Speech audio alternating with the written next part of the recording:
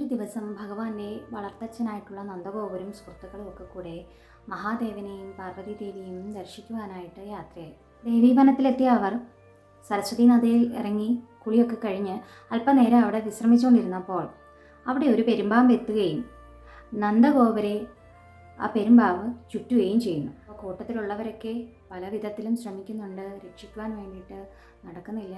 ഒടുക്കം നന്ദഗോപര് തൻ്റെ പുത്രനെ വിളിച്ചു. തൻ്റെ അച്ഛന് എന്തോ ആപത്ത് സംഭവിച്ചു എന്ന് മനസ്സിലാക്കിയ ഭഗവാൻ ശ്രീകൃഷ്ണൻ അവിടേക്ക് എത്തുകയും ആ പെരുമ്പാമ്പിനെ തൻ്റെ പാദകമലം കൊണ്ട് തന്നെ ഒന്ന് ചവിട്ടിയപ്പോഴേക്കും അത് പിടിവിട്ടു.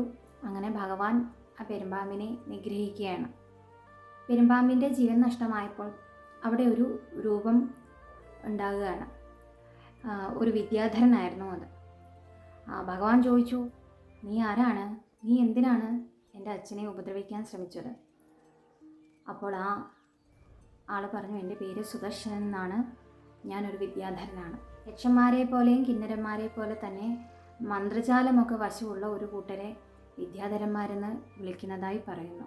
സ്വന്തം സൗന്ദര്യത്തിൽ മതിമറന്ന് നടന്നിരുന്ന ആ സുദർശനൻ എന്ന വിദ്യാധരൻ ഒരിക്കൽ അംഗിരസ് മുതലായ മുനികളെയൊക്കെ കാണാനിടയാകുകയും അവരുടെ രൂപത്തെ വല്ലാതെ കളിയാക്കുകയൊക്കെ ചെയ്തു.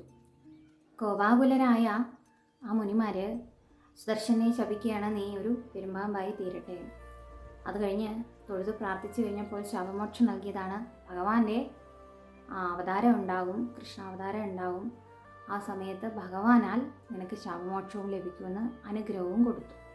സ്വന്തം സൗന്ദര്യത്തിൽ നമ്മളെ മതിമറക്കാൻ പാടില്ല എന്നും ആരുടെയും രൂപലാവണ്യങ്ങൾ കണ്ടിട്ട് അവരെ നമ്മൾ പരിഹസിക്കാനും പാടില്ല എന്ന് നമ്മളെ ഓർമ്മിപ്പിക്കുന്ന ഒരു കഥയാണ് സുദർശന മോക്ഷം. തെറ്റുപറ്റിയാൽ അതിൽ പശ്ചാത്തപിച്ചാൽ തീർച്ചയായും ആ തെറ്റ് നമുക്ക് തിരുത്താനും സാധിക്കും. അതിനുള്ള മാർഗം ഈശ്വരൻ കാണിച്ചു തരുമെന്നും ഇതുപോലുള്ള ശാപമോക്ഷ കഥകൾ കേൾക്കുന്നതിലൂടെ നമുക്ക് മനസ്സിലാക്കാൻ സാധിക്കും. ഹരേ കൃഷ്ണ, ഗുരുവായൂരപ്പ, എല്ലാവർക്കും ഭഗവാന്റെ അനുഗ്രഹം ഉണ്ടാകട്ടെ. സർവം ശ്രീ രാധാകൃഷ്ണായേതി സമർപ്പയാമി.